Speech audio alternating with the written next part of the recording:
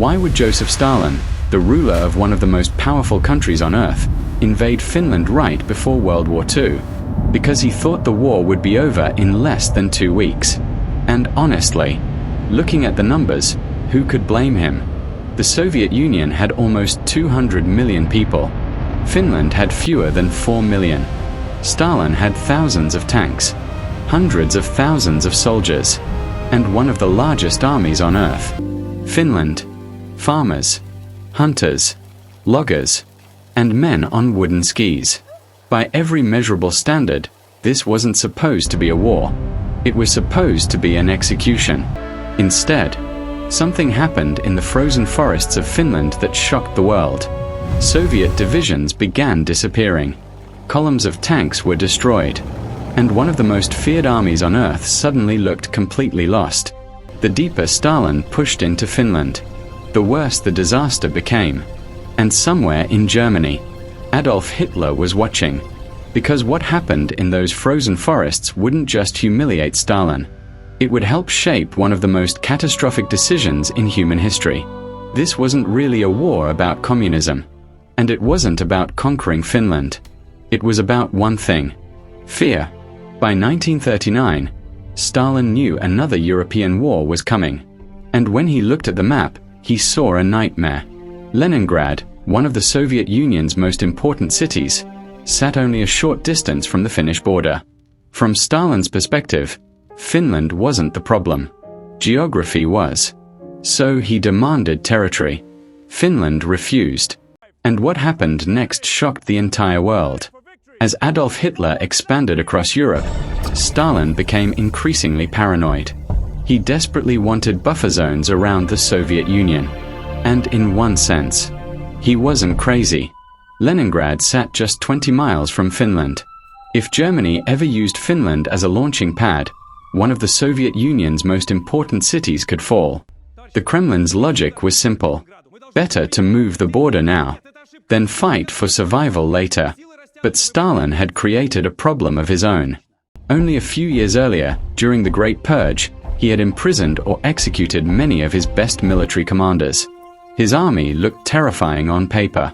But behind the scenes, it was full of inexperienced officers and terrified yes-men. Stalin's obsession with security had quietly weakened the very thing he depended on most: his army. Stalin offered a deal: give up territory near Leningrad. And in return, the Soviets would give Finland land elsewhere.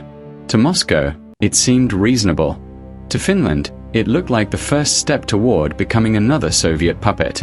The Finns tried to compromise. Stalin wanted obedience.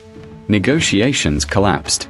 Then, on November 26, 1939, Soviet artillery fired on a Soviet village.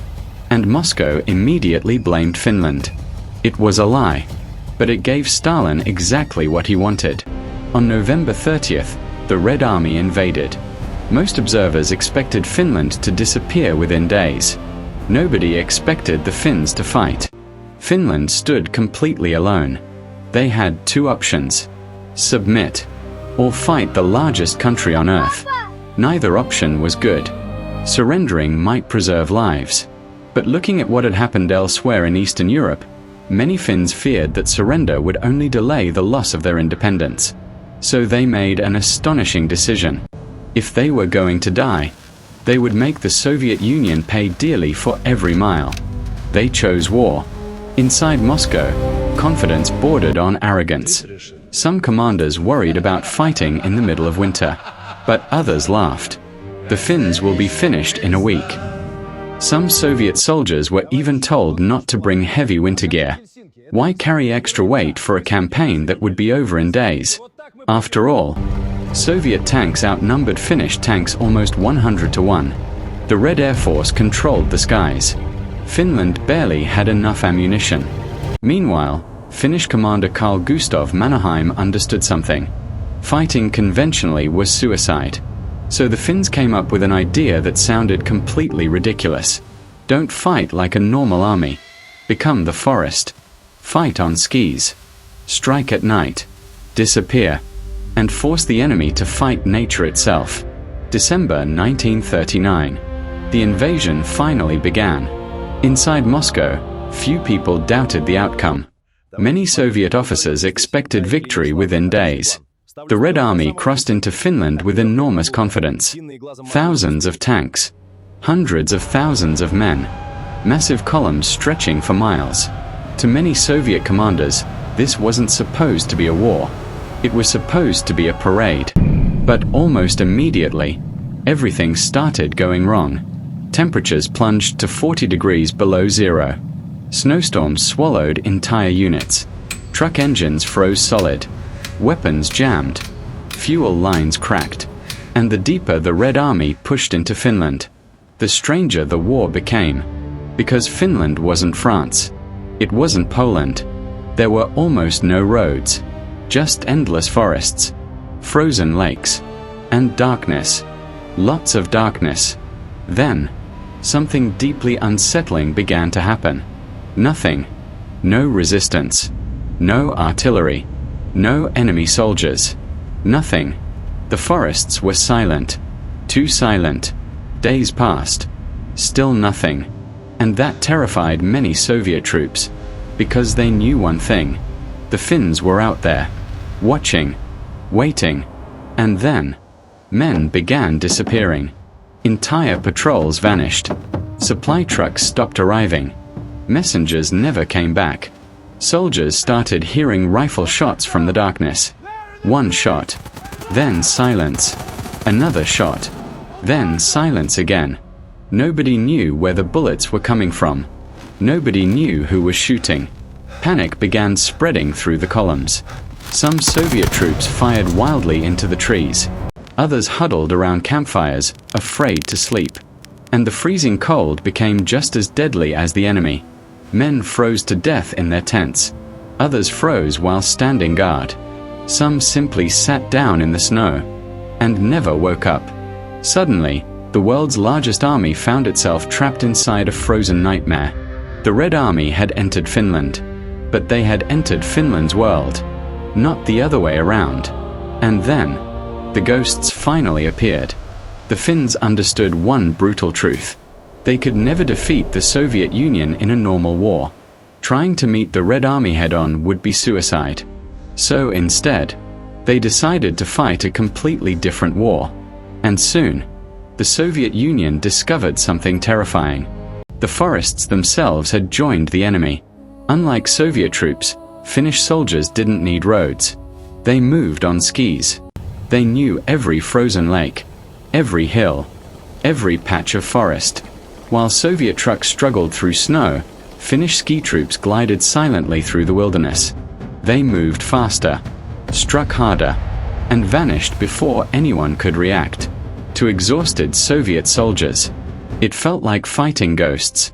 But the worst was still coming, because the Red Army's greatest strength was also its greatest weakness. The Soviet columns stretched for miles. Thousands of men, hundreds of trucks, dozens of tanks. It looked unstoppable, but appearances were deceiving. Because once the front and rear were blocked, they couldn't escape. The Finns called this strategy Motti. They chopped giant Soviet armies into isolated pockets, then destroyed them one by one. Entire Soviet divisions simply disappeared, and one battle became legendary. Nearly 45,000 Soviet soldiers marched toward the tiny village of Suomussalmi. They expected an easy victory. Instead, they entered a death trap. The Finns struck the front, then the rear. No fuel, no reinforcements, no escape. Temperatures plunged below 40 degrees below zero. Men froze in their sleep. Others froze while standing guard. When the battle finally ended, thousands of Soviet soldiers were dead. Hundreds of vehicles had been abandoned.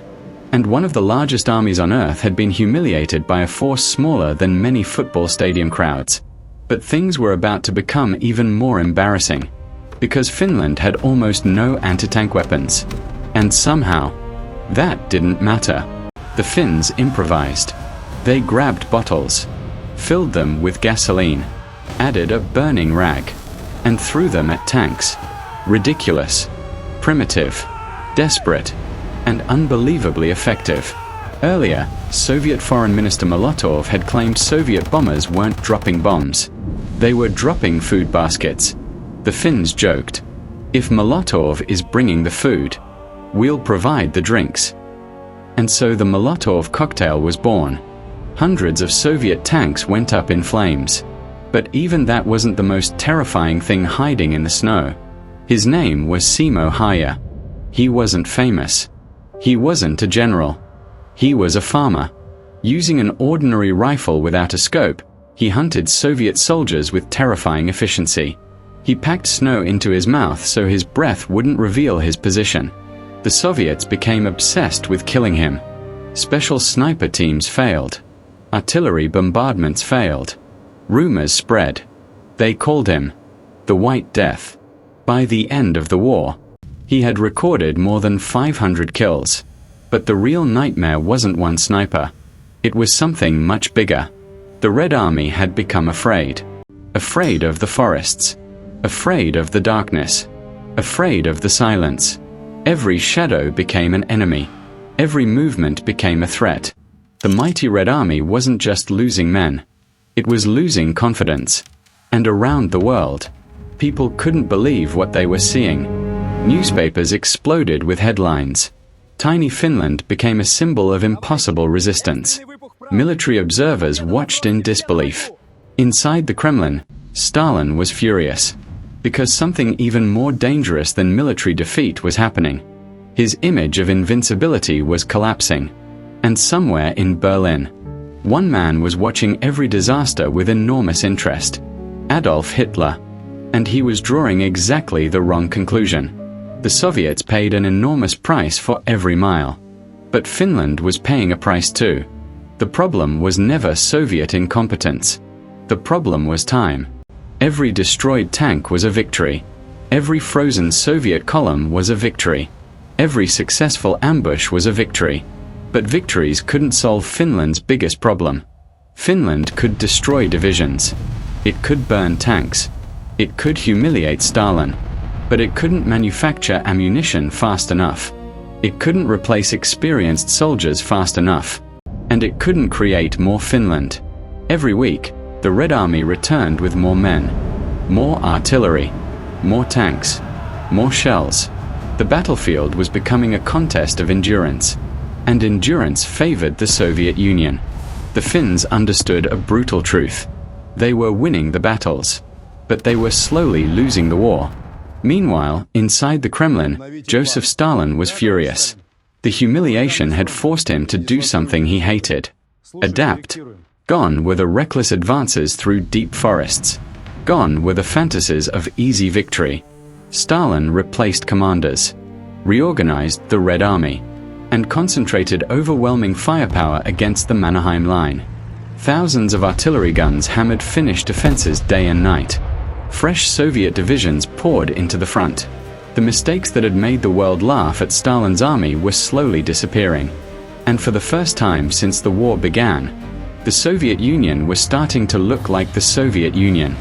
Slowly, relentlessly, inevitably, the weight of an empire began to matter. Finland had humiliated the giant. But humiliating a giant is not the same as stopping one. And by March 1940, the miracle that had stunned the world was beginning to fade. Because after months of courage, skill, and impossible victories, Finland was running out of the one thing no nation can fight without: time. By March 1940, Finland could fight no longer. The ammunition was running out. The casualties were mounting. And the Soviet breakthrough was finally beginning. So Finland accepted peace. On paper, Joseph Stalin had won. Finland surrendered territory. Entire communities were evacuated. Thousands left their homes behind forever. The cost was devastating. But the outcome wasn't what Stalin had imagined. Because this war had never been about a few miles of frozen land. It had been about power, reputation, fear. And in those areas, the Soviet Union had suffered a disaster. The world watched. And the world noticed. The Soviet Union still looked powerful. But it no longer looked invincible. And one man in particular was watching very closely. Adolf Hitler.